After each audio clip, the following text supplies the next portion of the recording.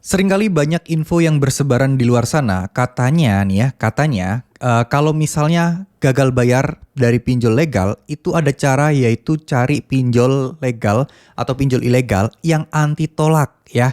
Katanya pinjaman online anti tolak 2 menit cair dan lain sebagainya.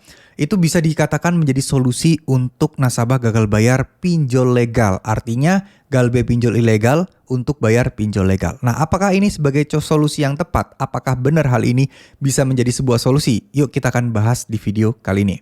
Oke, karena gini loh, ini adalah sesuatu yang membuat teman-teman semua itu menjadi kayak, oh ini solusinya nih, oh ini tuh bisa kita jadikan sebuah solusi. Oh, saya akan bisa bebas dari pinjaman online legal.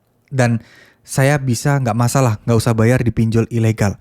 Ya memang itu menjadi gambarannya teman-teman, memang itu menjadi fokusnya di sana gitu ya. Tapi ya kembali lagi loh teman-teman, apakah benar kita minjam di pinjol ilegal itu pasti langsung cair, itu pasti auto cair, itu pasti tanpa ditolak?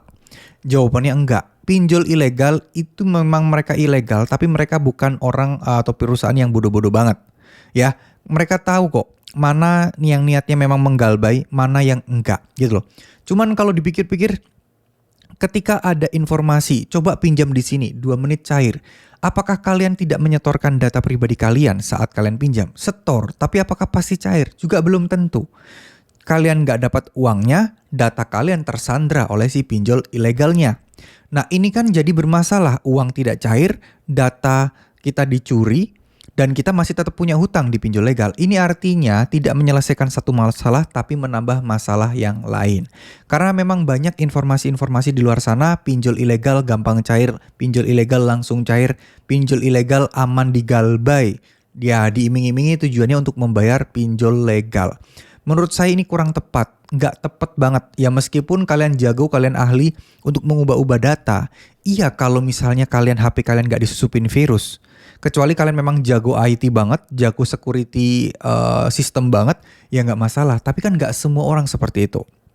Ya, saya yakin yang jago-jago juga nggak mungkin berpikiran untuk ngegalbe pinjol ilegal demi tujuan untuk membayar pinjol legal. Karena pasti mereka tahu resikonya juga gitu loh. Jadi sekali lagi buat teman-teman, mungkin ini terdengar sebagai sebuah solusi gitu ya. Solusi tercepat, solusi paling gampang, solusi paling solutif gitu ya.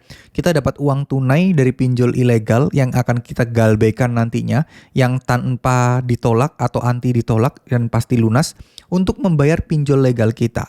Coba dibayangkan lagi, apakah iya pinjol ilegal kalian ini begitu mencairkan uang itu nominalnya bisa memenuhi dan mencukupi semua utang pinjol legal kalian?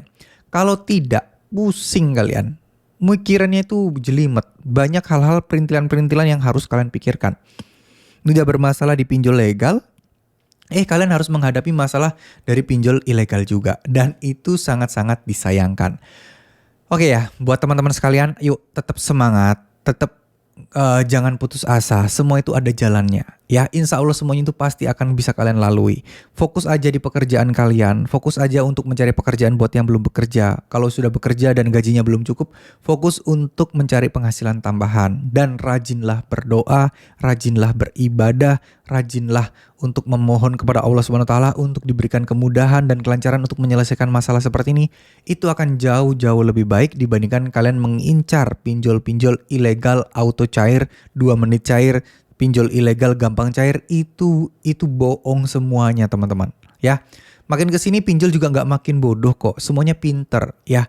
Kalaupun ada promosi-promosi seperti itu, ya itu tujuan mereka hanyalah semata-mata untuk mencari uang, bukan untuk memberikan solusi kepada teman-teman gitu loh. Kalau solusi mah nggak ngajarin orang minjol lagi di pinjol ilegal, apalagi ilegal ya. Itu bukan solusi tapi malah menjerumuskan orang lain gitu loh. Jadi harapan saya teman-teman semua jangan percaya hal gitu-gitu.